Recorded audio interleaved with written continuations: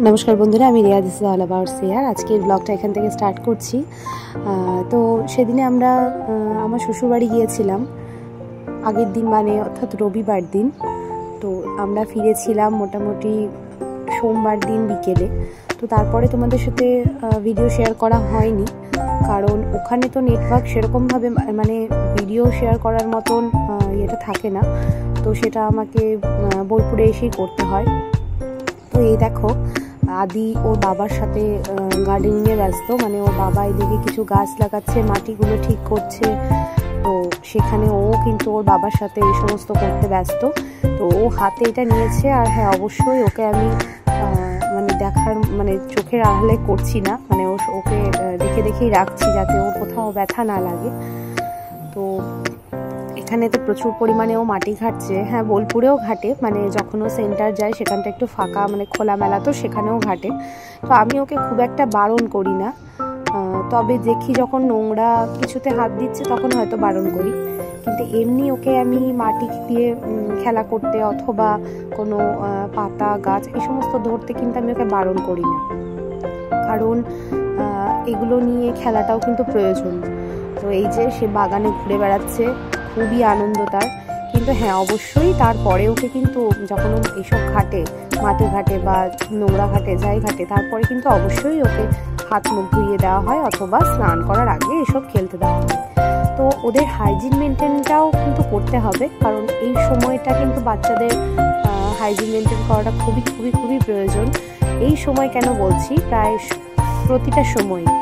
আর ওকে আমি প্রায়ই বলি যে বাবু তুমি ফুল ছিঁড়বে না। যতই হোক বাচ্চারা অনেক সময় ফুল গাছ দেখলেই ছিঁড়তে চায়, কিন্তু আদিকে আমি সবসময় শেখাই যে ফুল কিন্তু গাছেই ভালো লাগে, ফুলের সৌন্দর্য গাছেই।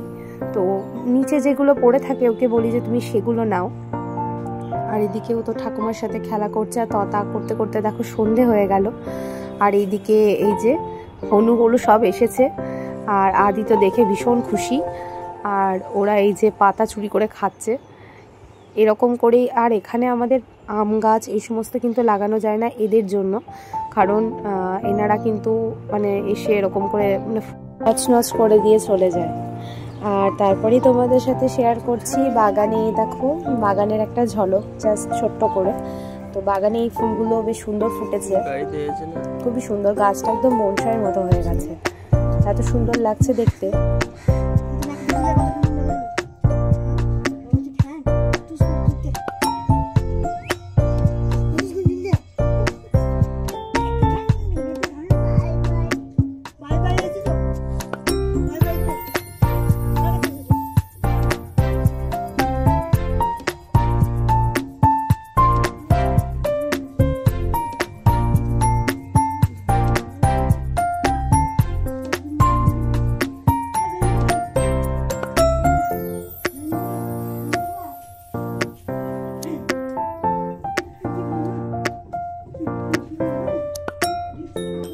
আর তারপরেই আমরা বিকেলবেলা চলে এলাম আবার বোলপুর, কিন্তু সেই বিকেল থেকে আর ব্লগটা কন্টিনিউ করা যায়নি। তারপরের দিন সকালবেলা আমার কাজ সেরে আবার ব্লগটা স্টার্ট করেছি।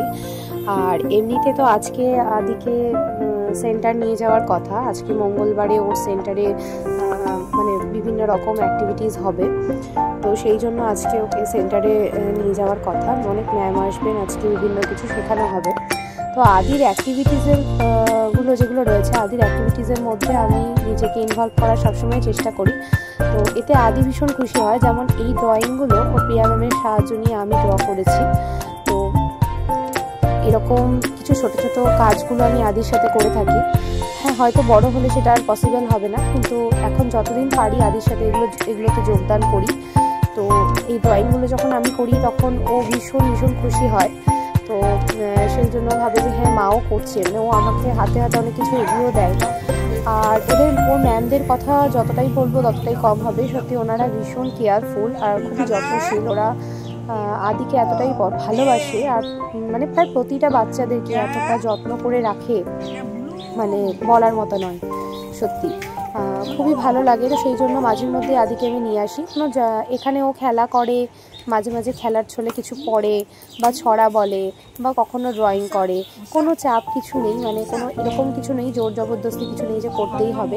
ও যখন যেটা খুশি হয় সেটা করে। তো তো আমি মাঝে মাঝে ওকে নিয়ে আসি এখানে, অনেকটা জুড়ে খেলার জায়গাও রয়েছে। কিন্তু এখন আবার এই ঘরটা চেঞ্জ হবে। আর এই দেখো আদি ওর আরেকটা ম্যামের সাথে এখানে বক্সের ভিতরে বসে খুব খেলা করছে, ওর তো ভীষণ মজা হয়েছে। তো আজকের ভিডিওটা দেখতে দেখতে যারা তোমরা শেষ পর্যন্ত চলে এসেছো তোমাদেরকে অনেক অনেক অনেক ধন্যবাদ। আর তোমরা যারা আমার সাবস্ক্রাইবার আছো তাদেরকে অনেক ধন্যবাদ আমার চ্যানেল সাবস্ক্রাইব করার জন্য। আর তোমরা ভালো থেকো, সুস্থ থেকো, ফিরবো আবার পরের দিন নতুন ভিডিও নিয়ে। ধন্যবাদ।